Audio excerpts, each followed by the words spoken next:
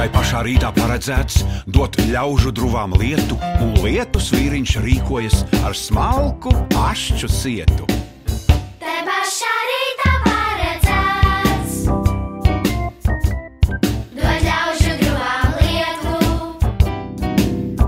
un lietus vīriņš rīkojas ar smalku ašķu sietu. To redzot, ganiņš pieceļas, iet lietus vīram talkā,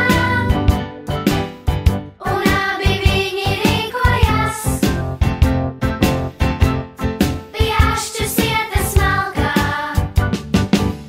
Bet kamēr vecais mākoņos, kā nākas lietu taisā, sāk palikt apkārt gluži tumšs, un krusta krīt no gaisā. Nu laika vecis pārbīstās, jo lejā būs galējs. Viņš tūdaļ steidzas skatīties, ko dara krustas malējs. Tas guļ un krāts viņš izlaidījās, kā runcis zālē zaļā, bet velni krustas dzirnavas tam palaiduši vaļā. Bet kā nu mūsu ganiņam pēc šitā drača klājās, viņš grib uz zemes ātrāk tikt